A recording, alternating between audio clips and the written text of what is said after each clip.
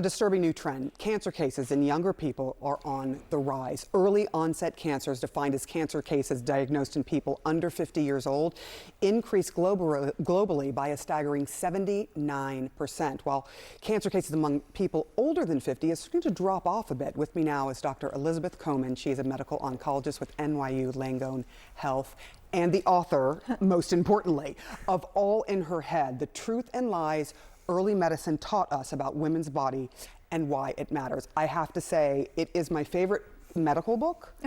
It really is, and my favorite book of the year, partly because, as you know, I have just returned from a double mastectomy. This is my first day back, and I wanted you here to talk us through this, because so many young people are also getting cancer, which completely shatters me to think of what they have to go through.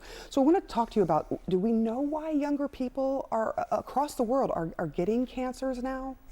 You know, this is an area of such tremendous interest and research, and it's heartbreaking. We know that the rates of cancer, as you said, among young patients are rising in certain diseases, particularly breast cancer and colon cancer.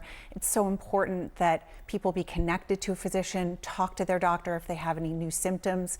In my field, such as breast cancer, over 14,000 women under the age of 40 are diagnosed with breast cancer every year. Many of these women are finding their breast cancers themselves because they're doing self-breast exams. That is exactly how I found mine, right. And have been taken care of by the best doctors I could imagine at MSK. I do want to talk to you about that journey, because the diagnosis, you know, is a shocker to your system. But really what has shocked me, what has really surprised me, is the amount of time that you have to deal with this. This isn't a, you know, okay, we're going to do the surgery, we're going to do chemo, and then you're good to go. It's 10 years, for example, of having to take, for me, medications. 10 years and checks, constant checks. Can you give people an idea of what this means when you get that cancer diagnosis, especially for someone who is young? Right, right.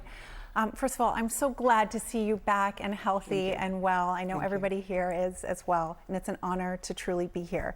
So talking about that marathon of a diagnosis, it's really different depending on what a woman or man or anyone has really been diagnosed with, but it is a marathon, and it's a twofold marathon. There's the marathon of the biology of, okay, are you doing chemotherapy? Are you doing radiation? Are you doing hormone therapy? What does that look like? And when someone is first diagnosed, sometimes hearing what that plan looks like gives you those landmarks, just like a marathon. Right. Where are the hills? Where's the finish line? But the other is the psychological marathon of what does it feel like to be diagnosed? What does that trauma look like? And even when you reach the finish line and maybe you've finished your surgery, there is the psychological trauma that continues. And we need to make sure that when we care for patients, we're caring for them, their bodies, but also their soul when they're diagnosed, but in the years thereafter to really integrate what is a very traumatic experience for many, many people so that they can move forward with their lives and thrive. Yeah, it really feels exhausting when you try to game it out, because I like to get things done fast. Right. This is not that. And so it's really sort of, okay, I've got to go through this, and I need to try to have a healthy mental state while I am doing this, because it just makes things worse when you feel terrible about what's going on.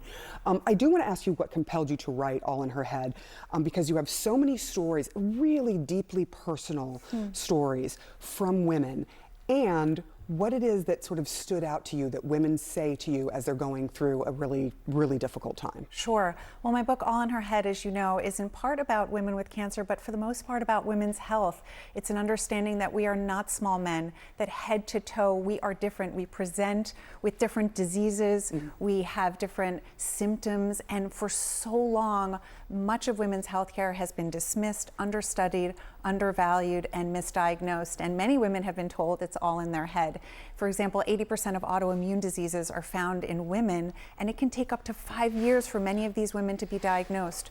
So what compelled me to write this book was, yes, I take care of women in many instances in the hardest moments of their life, but it was the sacred, heartbreaking stories of women feeling invalidated for things potentially even unrelated to their cancer diagnosis. Right. Shame about their bodies. Where does this come from? How do we unpack that legacy and help women get the care they really need moving forward? You really have things in there that help advocate for yourself as a patient, which is hard to do when you're standing in front of someone who's gone through, I don't know, a dozen years of schooling to be in the position they are. There's a power differential there. And there's one story that really sticks out, and I'm going to tell you which one it is.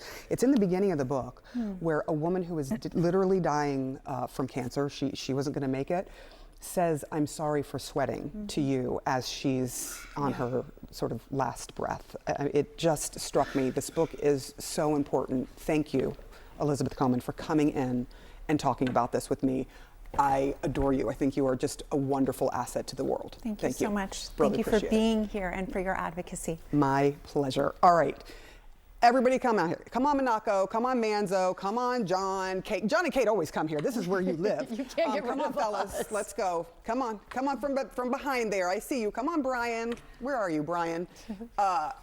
Girls up there, you're never going to make it down. Come on. Come on. See, okay, so our crew is shy. Not when they're telling us what to do. Come on. Come on, Manzo. Don't, Monaco. You don't have to shoot this. You could just leave it on a one shot. Will Nobody please stay cares. behind Come the on. camera, though. Come on, fellas. Come on out here. We need one camera. Come on, off. Frankie. Lulu Let's needs go. to stay. Actually, just lock it down. Just lock it down. He's hiding because I'm pretty sure he's wanted by the FBI. I just want to say thank you to all of you. Without your kindness, sending me notes, jokes, memes, all of the things, flowers, just stuff for my head, not drugs, just like things to like lie on, pillows and things. You've got enough of those, sister. He's concerned. He's like, wait, I sent you. Anyway. No. But this crew, I would put up against anybody, anywhere. Yeah, you. Anybody, anywhere. They are the best people in this world to work with, and I am, for one, so grateful for all, even you, Philly, all of you. Sometimes it's questionable. But. And to the crew in Atlanta, thank you for all that you have done. I had flowers. I walked in this morning. My room smelled really good. It doesn't always, because there's a lot of shoes in there. Apologies. But this has been the hardest time in my life, and you have made it so much better. So thank you. Thank you to you all. We're so proud of you, Sarah. You're easy to like. Yeah. We're so proud of you.